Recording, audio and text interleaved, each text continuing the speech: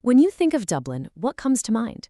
You're probably picturing, ancient history, literary giants, maybe a few cozy pubs. But for the last 20 years or so, something else has been brewing in the city's old docklands, something built on code, on capital, and really on global ambition. So let's dive into how this small island capital completely reinvented itself as a global tech powerhouse. You hear this nickname thrown around all the time, Dublin, the Silicon Valley of Europe. But is it really? And maybe more importantly, what does it actually mean for a city to get that title? We're going to pull back the curtain on this whole boom, from the clever strategy that lured in the world's biggest companies to what it all feels like for the people who actually call Dublin home. And it all starts right here, in an area now famously known as the Silicon Docks. Seriously, if you walk around here, it feels less like historic Dublin and a lot more like a little slice of California. The logos are just everywhere. We're talking Google, Meta, Apple, Microsoft, Amazon. They've all got their massive European headquarters packed into this one area. It's created this incredible, dense concentration of tech talent and influence. So you have to ask, how did this happen? How did Ireland, this small country on the very edge of Europe, get these trillion-dollar companies to set up shop? Well, it definitely wasn't an accident. It was a very, very carefully crafted strategy. This is probably the most famous part of the whole formula, a corporate tax rate of just 12.5%. For decades, this has been this incredibly powerful magnet, just pulling in foreign investment. It made it almost a no-brainer for companies looking to set up a European base and, maximize their profits. To put that in perspective, that's a rate nearly 3 times lower than what a company might pay somewhere like France. But here's what's so interesting. That famous 12.5% tax rate is really just the headline. The real secret sauce is how all these different factors came together. So first, you've got this highly skilled English-speaking workforce, with more STEM graduates per person than anywhere else in the EU. Huge. Then there's its location. It's the perfect English-speaking gateway to the massive European single market. On top of that, you have government agencies that are actively helping new businesses get started.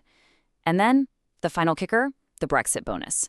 When London left the EU, a ton of firms needed a new EU base, and Dublin was right there looking more attractive than ever. It was like the perfect storm for a tech boom. And that boom didn't just stop with the big American giants. You get all that amazing talent trained at places like Google and Meta, and eventually they start to spill over. It created this amazing ripple effect, building a whole new wave of innovation from the ground up, and sparking this really vibrant, homegrown Irish startup scene. You can kind of watch this evolution happen in waves. The Celtic Tiger era in the 90s and 2000s brought in the big names. But after the 2008 financial crash, there was this deliberate shift, a pivot to really nurture local innovation. By the 2010s, that was really starting to pay off. We saw the first Irish unicorns. Those are startups valued over $1 billion. And today, the whole ecosystem is super mature and diverse, with real world-class strengths in areas like fintech, AI, and green tech. And this slide just brilliantly shows you the ambition we're talking about. These aren't just, copies of Silicon Valley ideas. Tynes is a world leader in security automation. Flipdish is a homegrown unicorn helping local restaurants fight back against the giant delivery apps. OpenVault is building something as critical as Stripe, but for carbon data. And get this, Soapbox Labs is solving this incredibly complex problem with AI that can actually understand children's speech. This is deep, category-defining stuff. But this incredible success story has a flip side, a really serious one.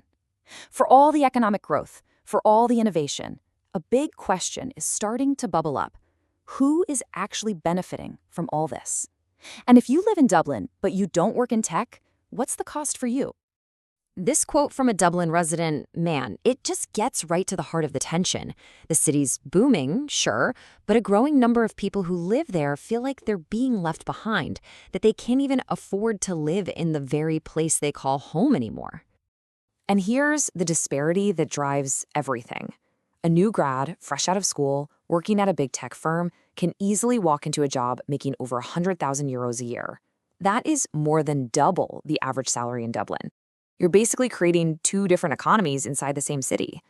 And the biggest place you see the impact? Housing.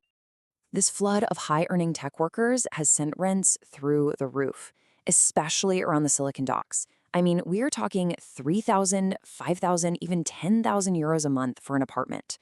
It's fueled a massive housing crisis, and it's pushing average earners, teachers, artists, small business owners further and further out of the city. Does this all sound familiar? It should. It's a story we've seen play out before, most famously in San Francisco. A tech boom creates incredible wealth, but it also drives up the cost of living so high that it starts to hollow out the city's original character.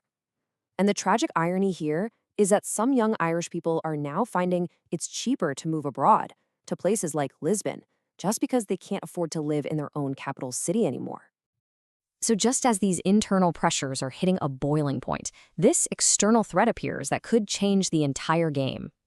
The very formula that built Dublin's tech boom is now being challenged on a global stage. It's called the Global Minimum Tax. It's been led by the US and the OECD, and over 130 countries have signed on. The idea is to set a floor on corporate taxes at 15%. The goal is to stop these huge multinational companies from just shifting their profits to whatever country has the lowest tax rate.